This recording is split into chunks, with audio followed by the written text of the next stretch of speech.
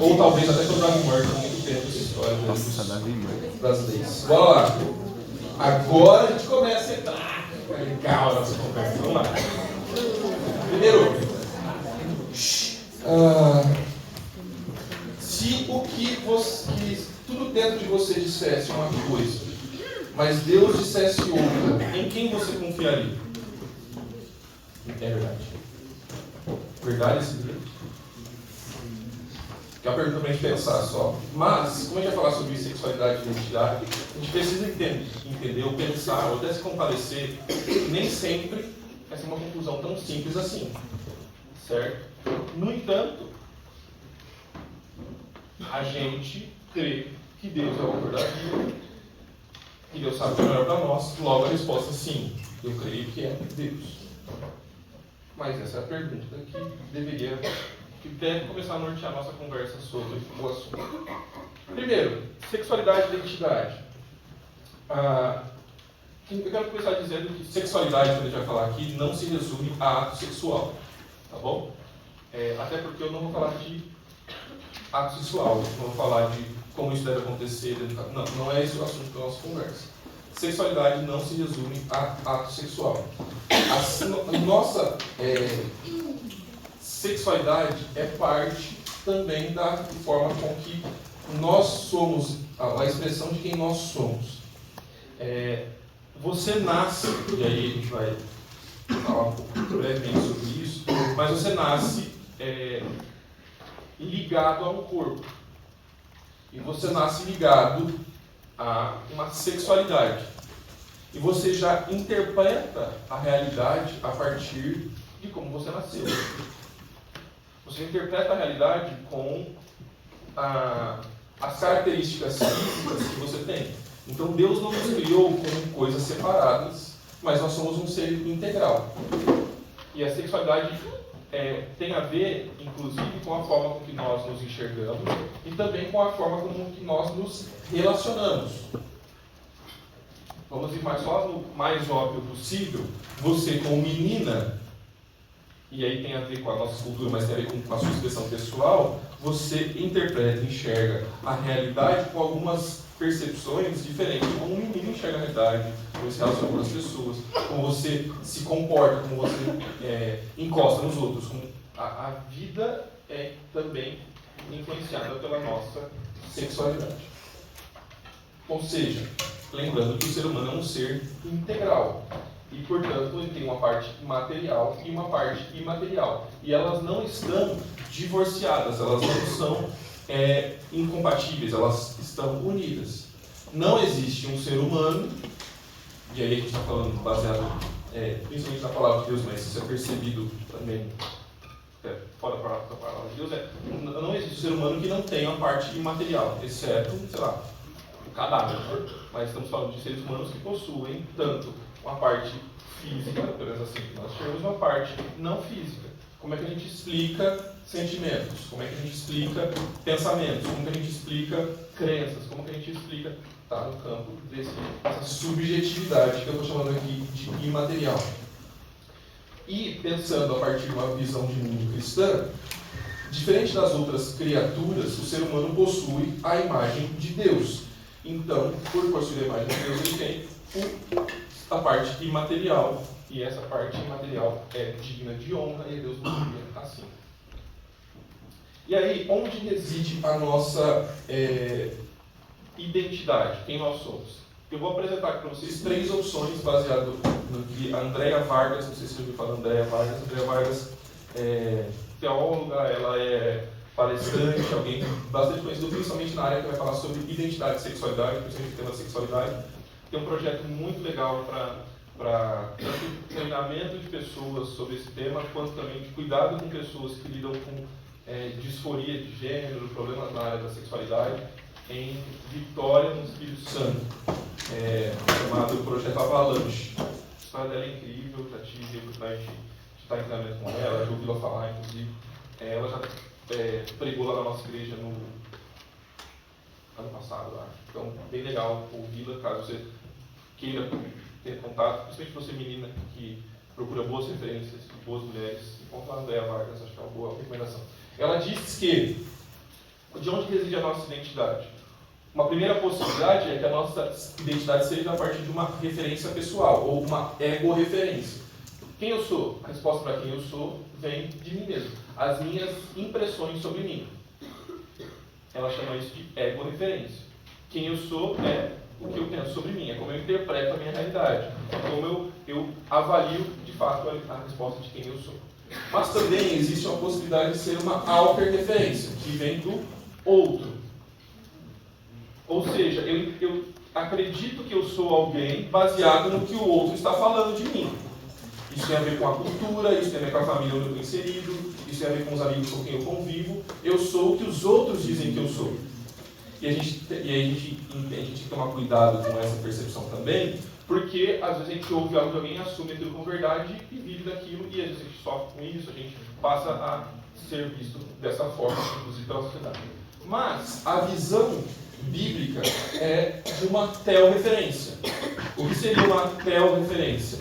A identidade é definida não pelo indivíduo, não pela sociedade, nem pelo próximo, mas é pelo Criador. Porque se Deus é o nosso Criador, Ele é o dono e o único capaz de dizer quem nós somos. Quem pode dizer quem o ser humano realmente é somente Deus. Faz sentido, gente? Entende o que a Andrea Vargas está falando? Ela diz o seguinte, então: identidade e sentido não são conquistas, mas são atribuições designadas pelo Criador.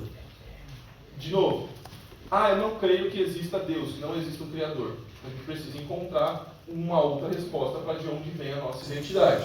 Ela é pessoal, ela vem de outra pessoa, ou ela vem desse Criador. Como nós temos uma visão, ou estamos defendendo aqui, apresentando uma cosmovisão cristã, a nossa cosmovisão cristã entende que não vem de nós, vem de Deus. É Deus quem diz quem nós somos, e é Deus quem diz qual é o sentido e para que nós vivemos e existimos. Esse aqui?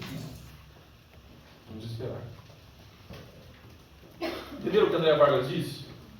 Se cremos que existe um Criador, logo cremos que Ele tem direito de determinar quem somos e para que existimos. A gente teve aula de vida cristã também e tem um foco. Você acreditava muito na questão do autoconhecimento. Então, quando a gente coloca uma cosmovisão cristã, não é tão assim, como o mundo fala. Mas, na sua opinião, o autoconhecimento, ele é real, é válido também? Porque eu entendo que Deus é nosso Criador, Ele sabe o que é melhor pra gente, Ele sabe o nosso propósito. Mas, se eu olhar pra gente também, eu vou conseguir entender os dons que Deus me deu, eu vou conseguir ter tudo. Como que a gente pode ter essa sobriedade nesse sentido? Me ajuda a entender o que está na sua cabeça, porque cada um tem uma forma. O que está na sua cabeça quando você está falando de autoconhecimento? Como você explicaria o que é autoconhecimento? Olha, eu acho que seria tipo assim, eu olhar pra mim e pensar o que eu tenho de capacidade, quais são as minhas dificuldades, Tá. as qualidades e defeitos que eu vou ter, entendeu? Então, eu acredito assim, olhar pro meu contexto, essa autoanálise. Tá. Então vou voltar para a minha primeira pergunta da primeira tela que eu não abri de conversa. Vamos imaginar, quando você faz essa análise de autoconhecimento, você chega em uma conclusão que está desalinhada com a verdade que Deus diz. O nosso assunto agora é de sexualidade. Vamos imaginar que você, ao olhar para si, tem uma percepção de eu, talvez você não queira que eu use o seu exemplo, mas alguém, para ficar mais fácil. Alguém, ao olhar para si, chega à conclusão: eu sou algo que o meu gênero biológico não diz. Porque ao olhar para mim é assim que eu me percebo. Logo eu sou isso. Se isso está contradizendo o que a palavra de Deus diz, o autoconhecimento nesta situação específica foi válido ou não? Por quê? Porque existe uma autoridade maior do que a mim mesmo. Mas, vamos trocar a ilustração. Ao olhar para mim, isso me ajuda, como você falou, a olhar para os meus dons, entender um pouco da minha história, conseguir perceber características em mim positivas que eu posso valorizar, características perigosas que eu preciso me atentar. Isso é bom? Não há dúvida. Tanto é que o salmista, Salmo 139, por exemplo, que viram várias músicas, diz: sonda-me, ó Deus, prova-me o que há dentro de mim, vê se há em mim algo que te ofende e me guia pelo caminho eterno. Então, o próprio salmista diz para Deus avaliar e mostrar para ele. Então, esse autoconhecimento está submisso ao conhecimento do alto, para que então a gente possa viver a nossa vida. Então, eu acho que tem validade, sim, a gente encontrar e conhecer essas ferramentas de autoconhecimento. Só que, se o meu autoconhecimento fere a autoridade maior da minha vida, eu entendo que Deus é, eu preciso tomar uma decisão. Eu vou me submeter a quem? Ah, não, eu não quero me submeter a Deus porque fere o que eu interpretei de mim mesmo. Logo, a partir daquele momento, quem passou a ser o Deus da sua vida? A gente mesmo. Porque eu digo quem eu sou e acabou. Deus diz outra coisa, é eu contra Deus, eu ganhei. Então, tem problema? Eu acho que, cruamente, friamente falando, a resposta é: depende. Todo autoconhecimento é inválido? Eu acho que não. Quanto você tem de altura? 1,57. Vamos dizer que você agora, na sua busca por autoconhecimento, decidisse e falasse assim: eu vou ser uma jogadora da NBA. Eu acho que você não ia ser muito bem sucedida com 1,57. NBA de basquete, estamos alinhados, certo? Por quê? Porque assim, você poderia querer muito ser uma jogadora de NBA. Talvez você fosse muito capaz, muito rápido. Mas a questão física ia limitar. Então, esse seu autoconhecimento te deu uma conclusão que, pelo menos na minha opinião, vai te atrapalhar mais. Ao mesmo tempo, quando você vai olhar, pensando no esporte, você vai ver ginastas, por exemplo. Não é o único esporte de pessoas de uma estatura menor. Mas vamos imaginar que você vai ver um ginasta. Ninguém baixinho jogava basquete, mas o baixinho da NBA tinha 1,90 m, né? Mas vamos imaginar que você vai ver um ginasta. É comum, mais comum, que ginastas mais bem-sucedidos sejam mais baixos. Por quê? Porque o centro de gravidade deles está mais próximo do solo, então eles conseguem se equilibrar melhor. Por isso que os altos são desastrados. Concorda comigo? Trapézio, mais. Então, imagina que esse gigante fala: não, agora eu vou ser um ginasta olímpico. Ele talvez vai conseguir? Talvez. Mas a autoavaliação dele talvez seja incompatível. Vou dar um exemplo bem idiota aqui, mas para mostrar que a nossa autoavaliação precisa ser validada por algo maior. E eu entendo que esse algo maior é Deus. Tá bom? Faz sentido? Assim, então, como todas as áreas da nossa vida, a sexualidade humana também foi afetada pelo pecado, certo? E aqui eu não estou falando só dos atos sexuais, mas da sexualidade de forma geral. Quem lê para mim, por favor, a citação do N.T. Wright, lá no Paulo para Todos? Um só, vai. O ponto que ele procura estabelecer não é o fato de existirem alguns extremamente pervertidos por aí que praticam essas coisas revoltantes, mas que a existência dessas claras distorções de propósito, macho e fêmea, do Criador do mundo, indica a raça humana como um todo culpada por uma idolatria capaz de distorcer a natureza humana. Ele vê a prática de relações de pessoas no universo como um sinal de que o mundo dos humanos, de maneira geral, está fora de ordem. O N.T. Wright está dizendo, em resumo, é: a sexualidade também caiu com a queda. E aí, o que eu já passo a começar a sugerir aqui é que os sentimentos, as percepções sobre si, as conclusões sobre desejos, também foram prejudicadas pela queda. Não existe, acho que eu vou mencionar isso em um momento, tentando lembrar aqui, uma comprovação científica, não existe, já foi pesquisado muitas vezes, não existe uma comprovação científica de um gene gay, por exemplo. Eu já tenho ouvido isso nas suas pesquisas, não existe. Mas vamos imaginar que ainda assim exista. Isso seria um problema teológico? Eu acho que não. Por que eu acho que não? Porque o pecado afetou o ser humano de todas as formas. O que significa todas as formas? Material e imaterial. Pessoas morrem com doenças porque o pecado, enquanto condição humana, não necessariamente o pecado do indivíduo, mas o pecado enquanto condição humana afetou as pessoas. Deixa eu só fazer uma pausa. E eu não senti nada acontecendo aqui, mas só um aprendizado pessoal. Eu sempre fui o cara que na escola zoava os outros. Sempre. E zoava de tudo, também era zoado e tal, beleza. E na minha temporada de vida, talvez você fique com isso, não sei, tudo era tipo: você é viado, você é gay, por aí vai. Tudo que você pudesse fazer. E não perdi a oportunidade de fazer essas piadocas quando isso era possível. Eu estava aqui no seminário, na época do meu 5º ano, fazendo uma especialização em aconselhamento bíblico. E o professor de aconselhamento bíblico na época era o Sam Williams, ele veio para o modo da aula aqui. E teve uma aula sobre aconselhando pessoas com as lutas na homoafetividade. E aí ele falou assim: vocês queridos aqui, como que vocês chamariam, o que vocês falariam de um garoto que a característica dele ele é manso? Como vocês lidariam essa característica de todo mundo falar assim, ele é humilde? Aí a gente ouviu e falou assim, ih, boiola. Aí a gente não estava se ligando no que ele estava fazendo, né?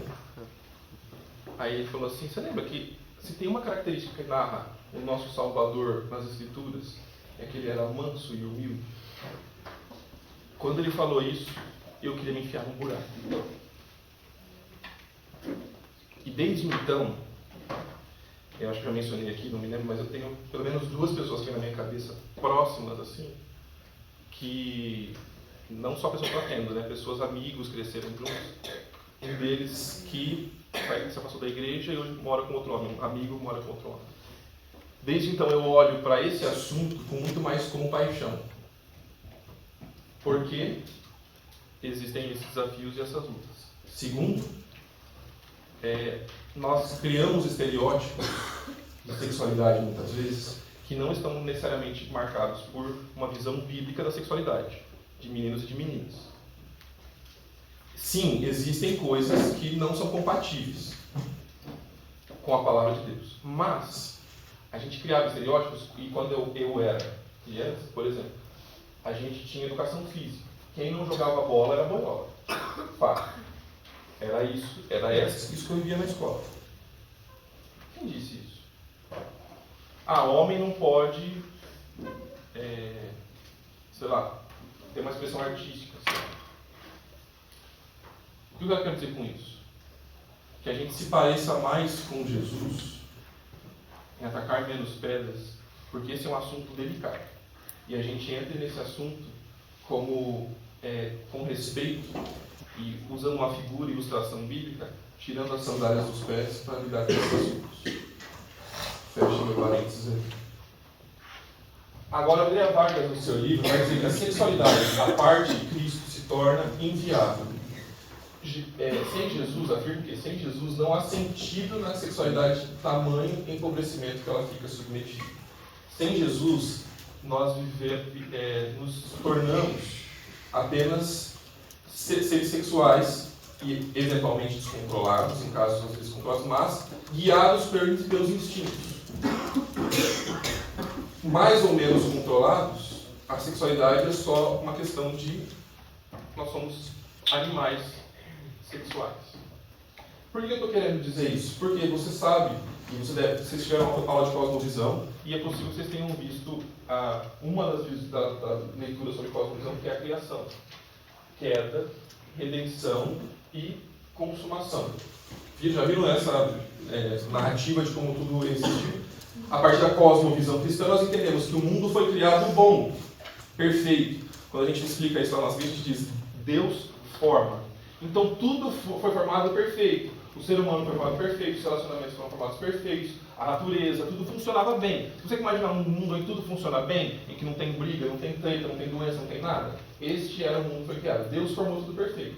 Mas o segundo grande ato, por isso que a nossa experiência hoje é quebrada, o pecado deforma todas as coisas. Deus forma todas as coisas, o pecado deforma todas as coisas. Quais coisas? No primeiro momento, a relação com Deus foi quebrada, a relação com o próximo foi quebrada, a relação com a gente mesmo é quebrada, a relação com a natureza é quebrada. Então, isso tem explicação porque a gente briga com os outros, tem explicação porque a gente não se sente bem, porque a gente tem doenças emocionais, porque a gente tem doenças físicas, porque a natureza causa desastres naturais. Tudo está na explicação da queda.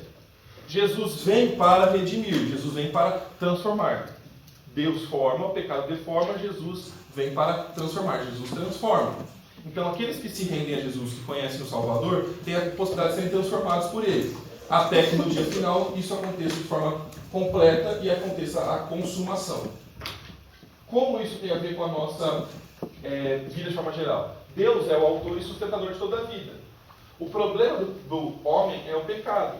Jesus é a solução necessária e a comunhão plena com Deus restaurará todas as coisas. outras visões de mundo, porque a gente pode até encaixar dentro dessa visão de mundo. Por exemplo, vamos imaginar que você acredita que não há Deus.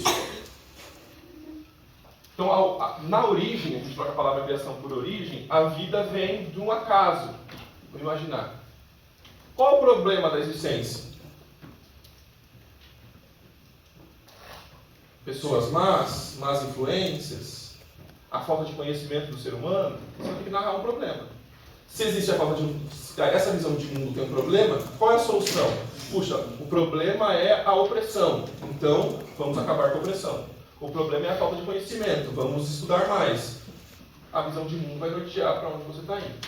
Como seria isso na sexualidade? Deus fez a sexualidade. Como? Perfeita, plena, para funcionar direitinho. Cadê o resto? Nós fizemos da sexualidade um Deus, isso é a queda. Então, o que eu sinto determina com quem eu sou e o que eu deveria fazer.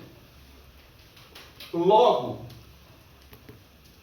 se isso é a minha realidade, eu vivo a partir disso. Mas, dentro da cosmovisão cristã, Jesus faz o caminho de volta para a nossa sexualidade também. Se eu tenho um sentimento, se eu tenho uma percepção da minha sexualidade que não condiz com a vontade de Deus, e eu não estou falando só de uma homoafetividade, mas de outras tantas possibilidades, e eu me rendo a Jesus, a minha sexualidade deve estar submissa também a Ele. Certo? A Andréa Vargas vai falar que também no nosso tempo temos uma idolatria chamada idolatria afetivo-sensorial. O que ela diz? Toda pessoa adora alguma coisa, nós somos seres que adoram, Deus nos criou para adorá-lo. Só que daí, como o Romanos 1 vai dizer, ao invés de adorarmos o Criador, nós adoramos a criação, a criatura. O que ela quer dizer? A pergunta é, quem nós estamos adorando? Na nossa cultura, nós somos reféns dos nossos próprios enganos. Então, se eu sinto, se eu penso, se eu desejo, isso é verdadeiro. Logo, a queda foi uma mutação na direção estabelecida por Deus, e isso foi desastroso e gerou um impacto na nossa identidade, na nossa sexualidade. Então, a gente deseja a coisa certa na intensidade errada, a gente deseja a coisa certa na hora errada, a gente deseja a coisa errada na intensidade certa, a gente deseja a coisa errada na hora errada. Bom, estou entendendo o que eu quero dizer, né? É por isso que, quando eu era adolescente, todos os meus livros da igreja não passavam um mês sem falar uma aplicação de estudo do tipo: não pode ficar com as meninas, não pode se masturbar, não pode fazer sexo antes do casamento. Porque eles estavam lembrando a gente de que a nossa prática deveria ser condizente com a fé que professávamos em Jesus. No livro Coração Explícito da Andréa Vargas, ela menciona essas coisas aqui, está na página 89 e 90. A idolatria afetivo-sensorial não pretende ser sazonal com que sim um estilo de vida e uma cosmovisão. Se a gente cede a esta visão de mundo, quer dizer que a gente não está mais levando a nossa vida a partir da visão de mundo cristã e de Deus. O que essa visão de mundo prega? Que buscar o prazer sexual, quem precisa dele para viver uma vida plena e com sentido, é o que define a ela. Ou seja, se isso me faz bem, logo é o que eu devo fazer. Porque o propósito da vida é eu me sentir bem. Como pode Deus negar isso que eu estou sentindo, se isso me faz bem? Porque Deus quer que eu seja feliz. Ela chama isso de idolatria afetivo-sensorial, porque o que eu mais desejo na vida é me sentir feliz e bem. Pasmem, eu acho que Deus não nos chamou para sermos felizes. Eu acho que Deus nos chamou para sermos santos. Só que, quando nós nos aproximamos de Jesus, a vida fica melhor. Logo, nós ficamos realmente felizes. Mas negar aos nossos desejos e instintos também é, muitas vezes, frustrante.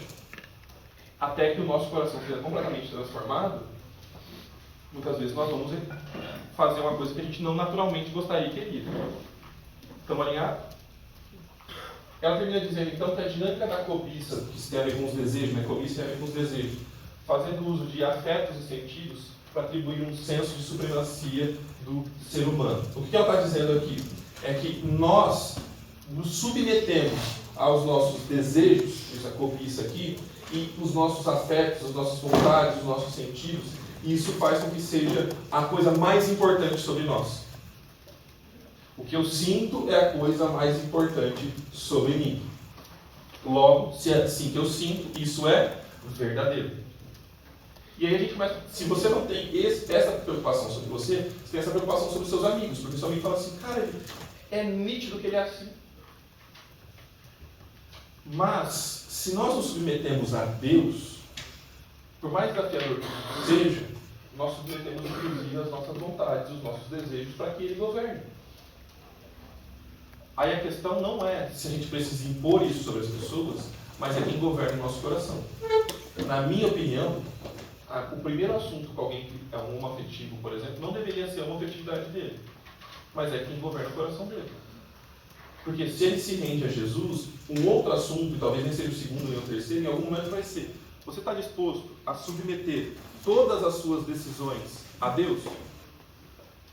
Você está disposto a submeter todos os seus sentimentos a Deus? Eu não sou mais guiado pelas suas decisões, pelos meus sentimentos, pelas minhas afeições. Eu sou guiado pela voz de Deus. Andréa Vargas vai dizer que sim, sem de fato conhecer a Deus, a sexualidade humana é inviável. Por que a sexualidade humana é inviável, na opinião da Andréa Vargas? Porque ela vai estar baseada em qualquer outro pressuposto e paradigma que não pressuposto e paradigma da vontade de Deus. Ela vai estar baseada na sua própria percepção de si. Ela vai estar baseada nos seus próprios desejos. E aí, no final das contas, nós não temos mais um Deus. Nós temos 8 bilhões de deuses no mundo, 7 bilhões de deuses no mundo, porque cada um tem a sua própria percepção. Obrigado. Nós estamos... Vamos tentar. Ou nós nos submetemos ao Criador ou a Deus, ou nós nos submetemos a outras narrativas. Dê para mim alguém aí, por favor, o que ela diz no livro, por favor. Não é com vestígio afetivo, sensorial e liberar o homem, e sim de toda a palavra de Deus. Voltar para ele é preciso. Somente Cristo dá conta de verdadeiramente purificar o coração humano e revestir sua nudez com dignidade. O que Andréa Vargas está dizendo é que nós não somos o padrão para nós mesmos. Nós precisamos de algo externo, ou melhor, alguém. E o alguém que faz sentido é o próprio Deus. Se não é Deus, outra coisa assume esse lugar. Pode ser os nossos sentimentos, pode ser a nossa própria vontade, pode ser as influências externas, pode ser a cultura, mas este não é um lugar seguro o suficiente para isso. Por que é importante falar sobre essas questões de gênero? Primeiro porque vocês lidam com esse desafio, certo? Vocês têm essas perguntas, vocês lidam com amigos, eu estava conversando com alguém aqui que na escola isso era comum. Talvez você tenha amigos que se digam... Eu estava atendendo uma mãe, uma menina de uns 12 anos também, que frequenta a igreja, a mãe é a menina, e ela mencionou que a menina já se diz bissexual, e ela não fazia ideia de como lidar. Eu tive uma viagem há 10 dias atrás, 15 dias atrás, a gente foi para uma conferência em Atlanta, e eu estava conversando com um pastor de uma igreja que trabalha com, lá eles chamam de middle school, deve ser adolescente de, sei lá, 11 a 14 anos, sei lá. E aí ele estava contando que já estava no grupo dele, eles só descobriram depois, e agora essa pessoa já está no grupo de jovens, um pouco mais à frente, que esta pessoa tinha passado por uma cirurgia de transição de gênero aos 9 anos de idade. E eles só descobriram essa história toda uns 2 anos depois que ela já estava fazendo parte da igreja. E que bom que ela estava lá na igreja. Mas esses desafios estão cada vez mais presentes na sua e na minha vida, certo?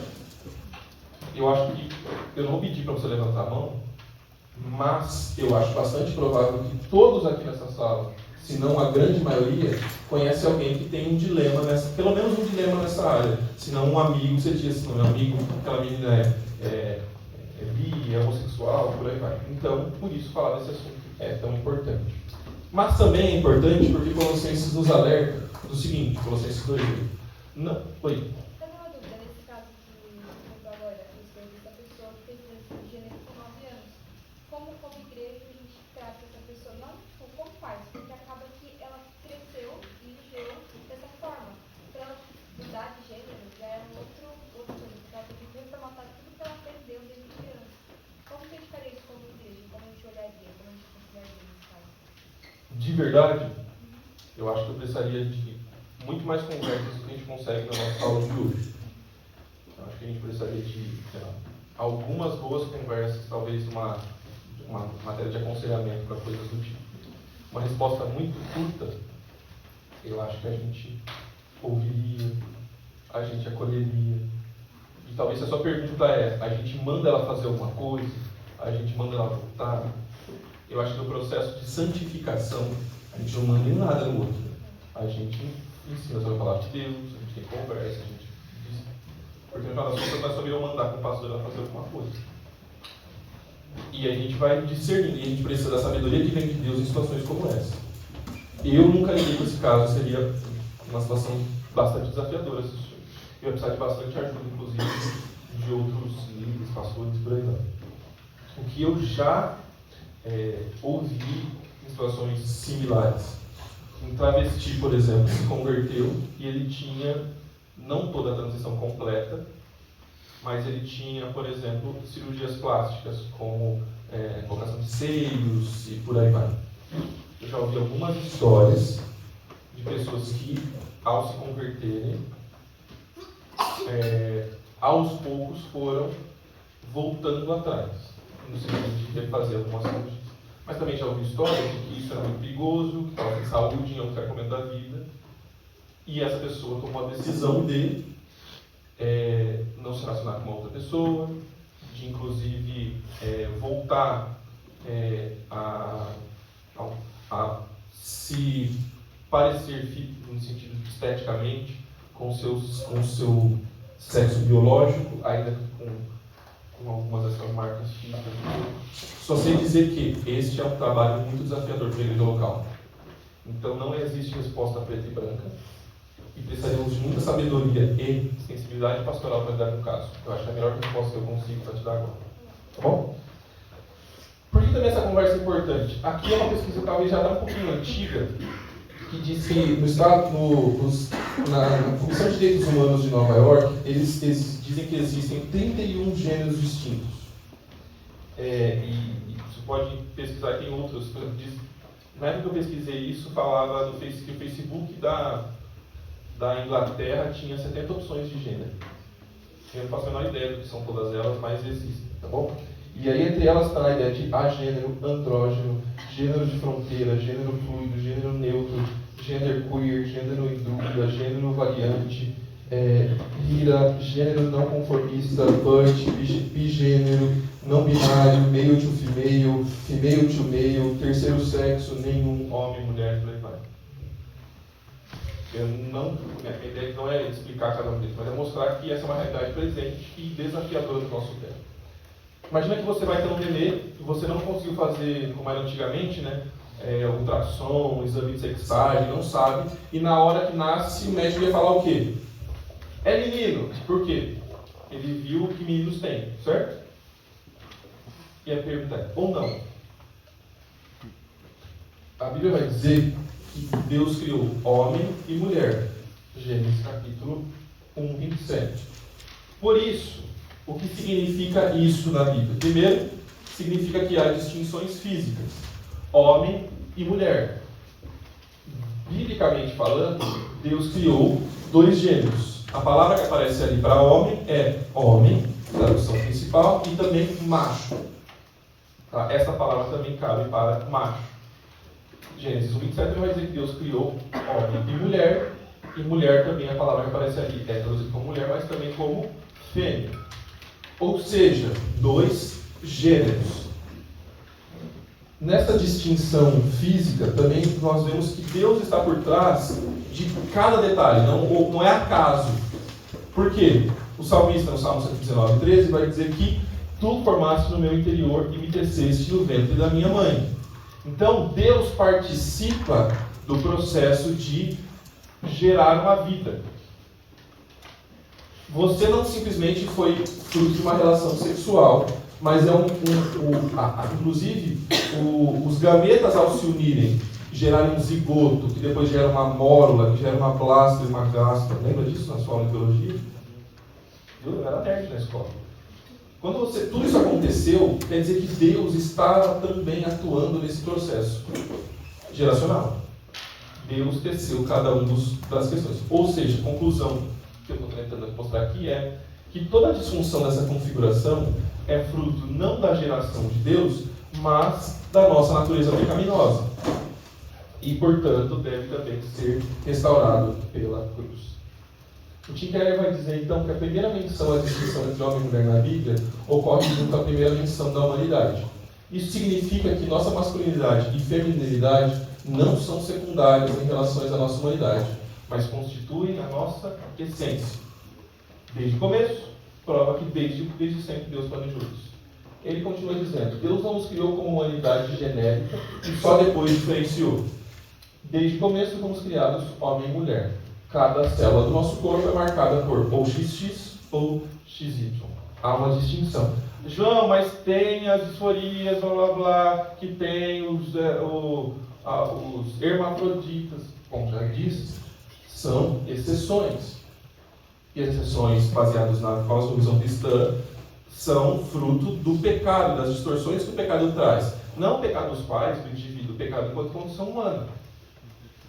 Todas as disfunções são disfunções. Mas também, além de Deus criar as distinções físicas, Ele também criou distinções funcionais.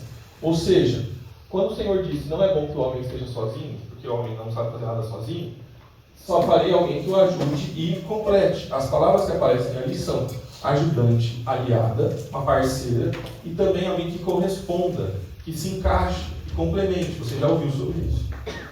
O Wayne Grudem, no seu livro de Teologia Sistemática, eu estou correndo um pouquinho para a gente terminar em tempo, ele diz, entre os membros da Trindade, eles sigam igual em personalidade, importância e por toda a eternidade.